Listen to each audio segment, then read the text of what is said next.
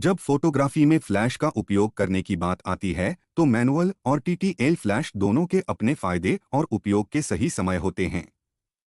आइए विस्तार से समझते हैं कि किस परिस्थिति में कौन सा फ्लैश उपयोग करना चाहिए। सबसे पहले बात करते हैं मैनुअल फ्लैश के उपयोग के बारे में। जहां भी हमारा सब्जेक्ट थोड़ा स्थिर हो और उसकी लोकेशन बार बार न बदल रही हो, ऐसी परिस्थितियों में एक्सपोजर को एडजस्ट करना बहुत आसान होता है। जरूरत पड़ने पर 2 से 3 टेस्ट शॉट भी लिए जा सकते हैं। जिस भी एपर्चर और आईएसओ सेटिंग पर सबसे अच्छी तस्वीर आ रही हो, उस सेटिंग को फाइनल करके सारे शॉट्स लिए जा सकते हैं। आइए आपको ऐसी ही कुछ परिस्थितियों के बारे में बताते हैं। Stage photography. शादियों और इवेंट्स में एक ही स्टेज पर 100 से 200 ग्रुप फोटो लेने होते हैं। ऐसी स्थिति में आप अलग अलग सेटिंग्स पर कुछ शॉट्स ले लीजिए। बैकग्राउंड के एक्सपोजर को शटर स्पीड से कंट्रोल कीजिए और सब्जेक्ट के एक्सपोजर को फ्लैश की पावर से एडजस्ट कीजिए। जिस भी सेटिंग पर सबसे अच्छी फोटो मिलती हो, कैमरा को ट्राइपॉड पर माउंट कर दीजिए। उसी सेटिंग पर सारी तस्वीरें लीजिए, सभी तस्वीरें अच्छी आएंगी। Portrait photography.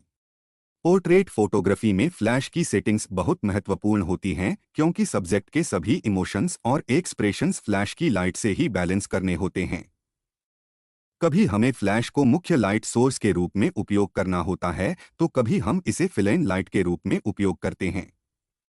कभी यह रिम लाइट की तरह उपयोग होती है और कभी यह बैकलाइट की तरह उपयोग की जाती है। इन सभी परिस्थितियों में फ्लैश की सेटिंग्स का कोई निश्चित नियम नहीं है। फोटोग्राफर अपने अनुभव से फ्लैश और सब्जेक्ट का डिस्टेंस, फ्लैश की पावर और कैमरे का एपर्चर और आईएसओ एडजस्ट करता है। उसी हिसाब से अलग अलग फोटो में अलग अलग मूड और इमोशंस भी दिखाई देते हैं। Product photography. जब हम प्रोडक्ट फोटोग्राफी करते हैं तो सभी चीजें स्थिर रहती हैं और हमें अपने हिसाब से लाइट को एडजस्ट करने के बहुत मौके मिलते हैं। जैसे कि फ्लैश का एंगल, डिस्टेंस और पावर सभी कुछ हम टेस्ट रिजल्ट देखकर बदल सकते हैं। जहां भी हमें सबसे अच्छा रिजल्ट मिलता है, उस सेटिंग को हम फ्रीज कर सकते हैं। यही प्रैक्टिस हम फूड फोटोग्राफी में भी अपना सकते हैं। Creative photography. कभी कभी हम लाइट की इंटेंसिटी को कम ज्यादा करके कुछ क्रिएटिव लुक देना चाहते हैं। ऐसी परिस्थितियों में मैनुअल कंट्रोल बहुत ही क्रिएटिव इफेक्ट ला देता है। Full control of lighting. Manual flash के साथ आप प्रत्येक शॉट में एक जैसी लाइटिंग पा सकते हैं जिससे कंसिस्टेंट एक्सपोजर मिलता है। Learning and mastery. Manual flash का उपयोग आपको लाइटिंग की गहरी समझ देता है। आप जानते हैं कि लाइटिंग सेटअप का क्या असर होता है और कैसे इसे बदल सकते हैं। Test shots. मैनुअल मोड में आपको सही सेटिंग्स पाने के लिए टेस्ट शॉट्स लेने पड़ते हैं जिससे आप फोटोग्राफी की तकनीकी बारीकियों को समझते हैं। टीटीएल फ्लैश का उपयोग कहां करना चाहिए? टीटीएल फ्लैश का उपयोग डायनेमिक सब्जेक्ट्स के लिए करें। ऐसी बहुत सी परिस्थितियां होती हैं जहां आपका सब्जेक्ट बार बार अपनी पोजीशन बदलता है। इन सभी परिस्थितियों में जरूरत के हिसाब से एपर्चर बदल पाना बहुत मुश्किल होता है और फोटो अंडर या ओवर एक्सपोज हो जाती है। ऐसी परिस्थितियों में टीटीएल फ्लैश का उपयोग करना चाहिए। आइए आपको कुछ ऐसी ही परिस्थितियों के बारे में बताते हैं। वेडिंग या इवेंट फोटोग्राफी में टीटीएल फ्लैश का उपयोग। जब आप किसी वेडिंग या इवेंट को शूट कर रहे होते हैं तो यह निश्चित नहीं होता कि अगले पल क्या होने वाला है। आपने किसी व्यक्ति को फोकस किया हुआ होता है और अचानक गेट से किसी वीआईपी की एंट्री हो जाती है। अब इतनी जल्दी तो एपर्चर नहीं बदला जा सकता या फ्लैश पावर नहीं एडजस्ट की जा सकती, और यदि कर भी लें तो सटीकता की गारंटी नहीं होती है। ऐसी स्थिति में टीटीएल फ्लैश से निकली हुई लाइट एक्सपोजर को सही से कंट्रोल कर लेगी। अगर आप किसी वेडिंग एल्बम को देखें और उसमें अलग अलग फोटो में एक्सपोजर प्लस माइनस दिखे तो समझ जाना कि एक्सपोजर एक्यूरेट नहीं दिया गया है। क्योंकि हम कितने ही अनुभवी फोटोग्राफर क्यों न हो, अलग अलग फोटो में इक्वल एक्सपोजर नहीं दे पाते हैं। इसलिए जब सब्जेक्ट या लोकेशन फ्रिक्वेंटली बदल रही हो तो टीटीएल फ्लैश यूज करने से सभी फोटो में एक्सपोजर एक समान आएगा। Sports photography.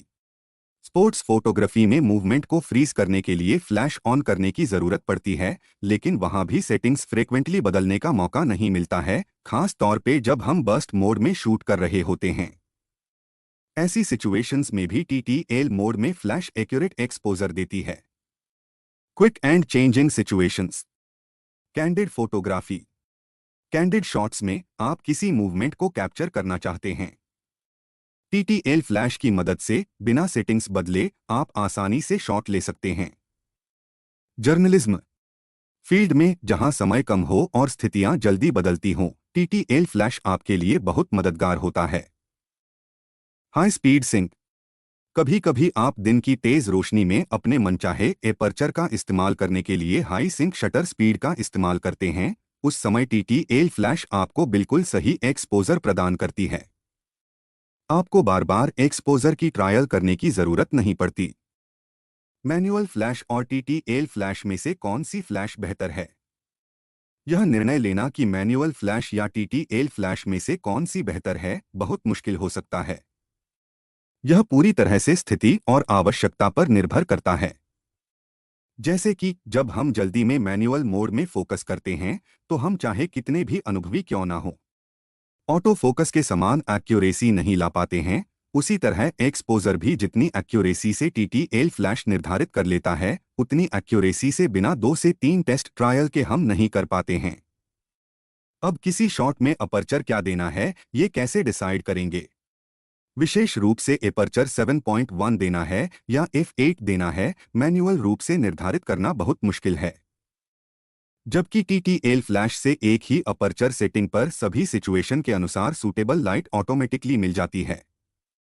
यह बात भी सही है कि TTL से एक एवरेज एक्सपोजर मिलता है, लेकिन सभी फोटो में टेस्ट एक समान रहेगा। जब आप मैनुअल एक्सपोजर देते हैं, तो 2 से 3 टेस्ट शॉट लेते हैं और जो सबसे अच्छा शॉट होता है, उसकी सेटिंग्स को सभी फोटो के लिए फाइनल कर देते हैं। इसमें आपको हो सकता है TTL से बेहतर इमेज मिल जाए, लेकिन यह तब संभव है जब आपके पास टेस्ट शॉट लेने के लिए पर्याप्त समय हो। TTL फ्लैश में एक महत्वपूर्ण सुविधा होती है, जो आपको अपने टेस्ट और सब्जेक्ट के कॉम्प्लेक्शन के अनुसार एक्सपोजर को प्लस या माइनस साइड में कॉम्पेंसेट करने में मदद करती है। TTL फ्लैश का एक अन्य फायदा और भी है कि जब किसी शूट के लिए आपको अपने किसी ऐसे असिस्टेंट को भेजना पड़े जो अभी ज्यादा एक्सपर्ट नहीं है, तो TTL फ्लैश ऑटोमेटिक रूप से एक्सपोजर को नियंत्रित कर लेगी।